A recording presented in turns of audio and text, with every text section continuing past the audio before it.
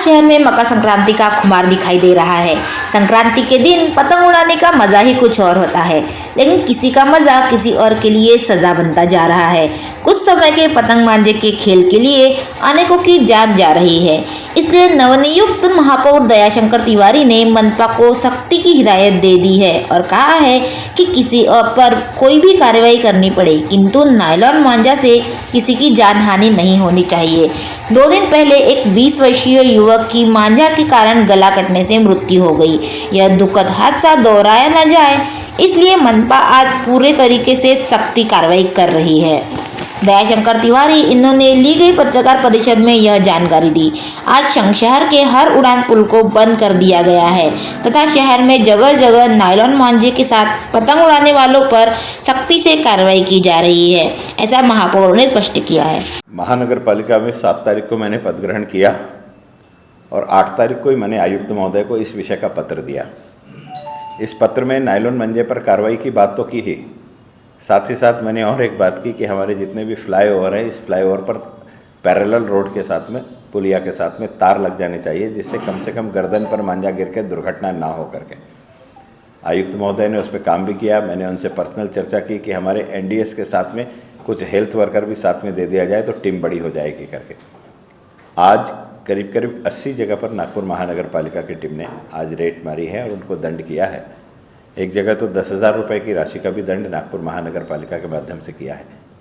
मंजे के कारण जिस बेटे का देहांत हुआ है उसकी भरपाई महानगर पालिका नहीं कर सकती, उसका हमें अत्यंत दुख भी है, लेकिन आने वाले समय में आक्रामकता से हम कार्रवाई कर सके इस दृष्टि से हम लोग प्रयास करेंगे। एक सूचना भी मैंने आज हमारे जो हेल्थ ऑफिसर हैं उनसे की कि आप कोशिश करके देखिए कि हमारे यहाँ ऑक्ट्राय डिपार्टमेंट में अगर किसी ने हमें ऑक्ट्राय चोर की जानकारी दी तो हमको जो 10 टाइम्स ऑक्ट्राय मिलता था उसका 10% हम लोग इन्फॉर्मर को देते थे। क्या हम इस कानून में भी इन्फॉर्मेशन देने वालों को दंड की 10% राशि दे सकते हैं क्या करके? अगर हो सकता है तो हमारे सूचना के केंद्र बिंदु बढ़ जाएंगे, हमारी आंखें बढ़ जाएगी और समाज से जब हमको सूचना मिलने लगेगी, कारण हमारा व्यक्ति जहाँ दुकान है वहाँ रेट मारने जाता और मंजा बेचने वाला इतना सज्जन तो नहीं है कि दुकान में रख करके बेचे। आज का ही एक मौका है, आप पार्टी का एक डेपुटेशन मेरे पास आया था, बहुत आक्रामक रूप में वो डेपुटेशन था। मैंने उनसे चर्चा करी, चर्चा करने के बाद में उनकी बातों को सुना। उसमें एक बिटिया थी, उस बिटिया ने मुझे कहा कि जूनी शुक्रवारी में पूरा का पूरा वातावरण नायलॉन मंजे से भरा पड़ा हुआ है, मैंने वहाँ जा कर के कार्रवाई करना चाहिए। अब एक बिटिया ने मुझसे कहा तो मैंने उसको शहर से स्वीकृति दी कि बेटा मैं तेरे साथ ही चलूँगा। मैंने उस बिटिया का फ़ोन नंबर लिया, उस जोन के नेहरू नगर जोन के मेरे एनडीएस के अधिकारी को बुलाया, मेरे ऑफिस में बैठा ला, उस बिटिया को फ़ोन किया और मैंने कहा कि बेटा चलो हम वहाँ कार्रवाई करने के लिए जाएंगे।